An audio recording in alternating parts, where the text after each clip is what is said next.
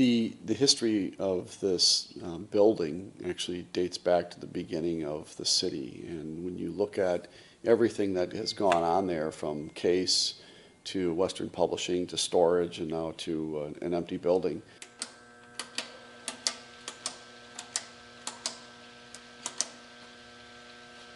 So where are we right now? We're in one of the closest bays to the river. This is the section to my left that we just took down that had the roof collapse. So as you can see why there's 750,000 square feet of this building. This is a lot of space, and a lot going on around here. So it's big, beautiful, open space that we're hoping to work with a developer and get it all done. So now that things have started to kind of move a little bit, you guys own the building now, or Blackwood still? We're going into the process right now of taking the building. Okay. Building is worth saving. I every day I think about the fact of why in the world would we have torn down those 3 gorgeous theaters that were in this city, and this is part of the reason that we look at this and say we're not going to do what everybody says we should do, which is just tear it down and start new. When you look at this building, what do you see? What do I see here? Yeah. I see total usage of this segment for something that I could never dream of right now, but something that's spectacular that uses the space and the steel and the height and all that to really accentuate the history here. I mean, when you look at it, these are tank and farm tractor cranes, and they're still all here.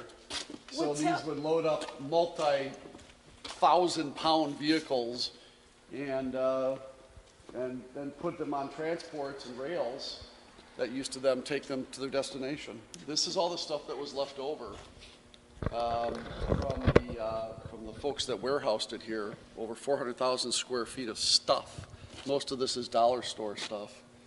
And so what we've done is we've come in and kind of done a quick evaluation of all the materials and talked to everybody from recyclers to plastics recyclers to, we've had a number of our nonprofits in here with the authority of the owner to come in here and utilize as much of this stuff as humanly possible, and it's just an endless stream of stuff.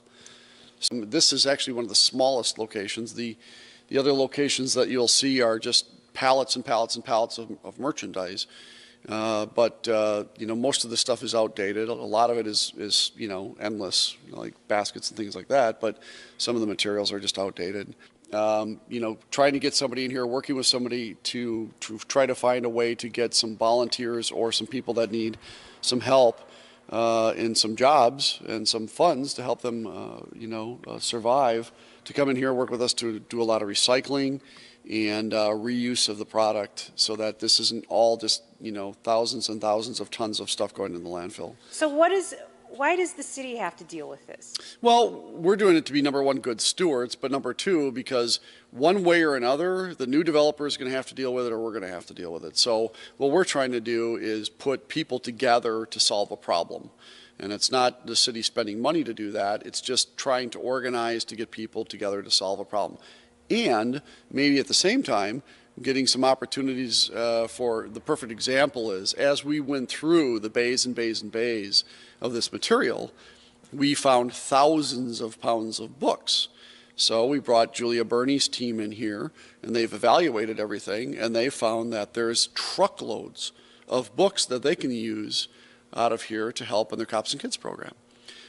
So this is, when you see the Riverbend lofts and you compare the architecture is very similar to what happened in the Riverbend lofts, and so we believe you've got 1 by 1 or 2 by 2 foot cedar columns that once you sandblast this and clean it all up and you see the comparison of what it looks like in the lofts, you'll see why you want to save these with every opportunity you can. Now you guys are getting historic preservation tax credits to do that, or well, the historic preservation tax credits just help the development happen, because there's so much work to be done to rehab the building that by the time you start building it out, you've costed the units to anywhere to $2,000 to $3,000 a unit. So those credits help bring those dollars back down to the $600-700 a unit or $800 a unit you might get for these for a 1-bedroom. So that's really how it all works. To do this by a square foot basis, to build new, you're building about $110 a square foot. This may cost the developer $200, $220 a square foot to rehab all this. And a lot of people will say, well, why do it? Well, you do it because you save a building, you save the history, and they don't build these anymore. They just don't. So you try to do everything you can to rehab it and rebuild it, because this is what millennials are looking for. And we're trying to attract new millennials and young people to live to our city. And the way you do that is you build them the stuff that they want. The Riverbend Lofts filled up instantly. So, and they've got a waiting list over there. So what we're looking at is providing that cool, hip workplace for new young millennials who live here and we want here, but also for the workers that are here right now that are looking for cool, hip places to live. So we're going after two different groups of people, the people that are here and the people that we want coming here. We look at the riverfront and having potentially a restaurant, something that interacts with the water, whether it's an indoor, outdoor restaurant and bar, whatever the case is. Some people have talked about a whole variety of types of things that they want to have here, but you got to have the people and the businesses that actually want to get it done. So is this kind of more of a, you need to build it and they will come and then? No, you work it while you're looking at building it, and actually the developer is talking to people right now about locating here and who would want some of the space and how much they'd want, because that's all part of your due diligence to see if you're going to be able to, once you're done, finished with the building, that they're actually prepared to move in and you start making that income right away. So one of the criticisms that I've often heard is why do the taxpayers need to be on the hook for a project like this? Well, the taxpayers in essence aren't on the hook. We've done a TIF, and that money is made up back through the taxes that are paid by the property owner in property taxes. So it's not so much that the taxpayers are paying for it, they're not getting the immediate return on the tax base once the building is finished.